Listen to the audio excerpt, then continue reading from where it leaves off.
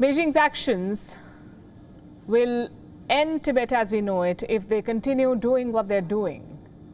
And this cannot be allowed to happen, should not be. And this is where India comes in. For decades, the Tibetan government in exile has kept the Buddhist culture and traditions alive in India. India has a shared history with Tibet. For centuries, it was an autonomous and independent Tibet that shared a border with India, not China. But after Beijing annexed Tibet, the region has become the chief flashpoint between the two countries. Our next report takes you back in time to tell you how Tibet has impacted the India-China relationship and in many ways how Tibet has shaped this relationship.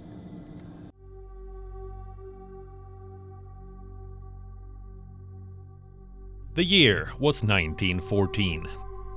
The place was Simla. The occasion was the signing of a historic treaty, now called the Simla Convention. The treaty delineated the borders between India and Tibet. India wasn't free then, it was represented by the British. But Tibet was still an autonomous territory. Its leaders agreed to the Simla Convention. China refused to sign it. 36 years later, Tibet lost its autonomy. In 1950, China took control of Tibet and dumped the Simla Convention. 9 years later, China cracked down on Tibetans and forced the Dalai Lama and his followers out of Tibet. By then, India was an independent country. It took the Dalai Lama and his followers. This event in 1959 marked the end of a free Tibet and the beginning of a dispute that still casts a shadow on India-China relations. China says India is meddling in its internal affairs by hosting Tibetans. The Chinese military became increasingly aggressive after India gave asylum to the Dalai Lama.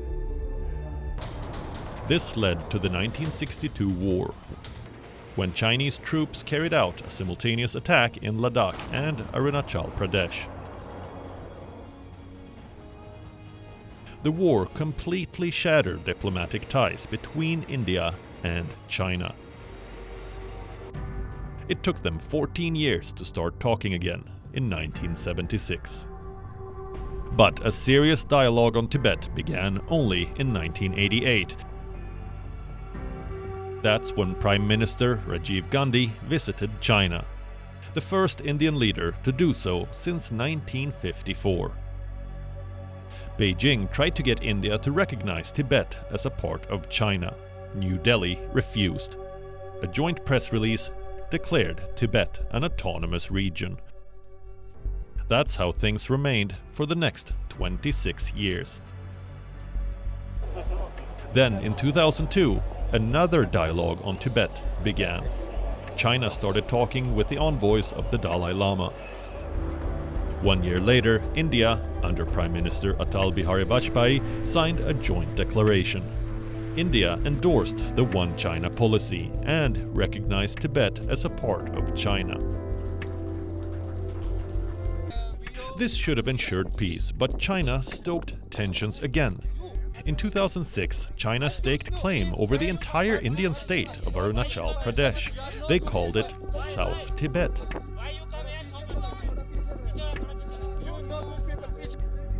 India responded by omitting references to the One China policy from its statements.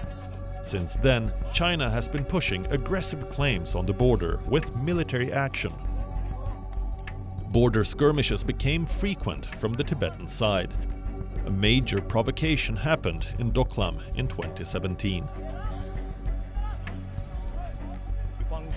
Followed by the Ladakh border standoff that began in 2020 and still continues.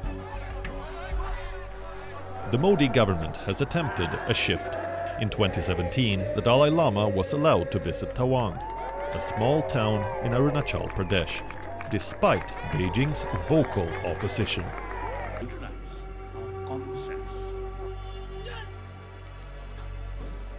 In 2020, a representative from the Indian government was sent to attend the funeral of a soldier from the Tibet Special Frontier Force.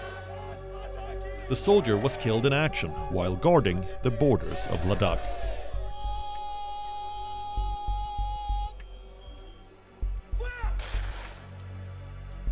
And this year, India's Prime Minister Narendra Modi wished the Dalai Lama on his birthday a few weeks back. The first such public acknowledgement since 2013. India has tried all approaches with China. Beijing's response hasn't changed.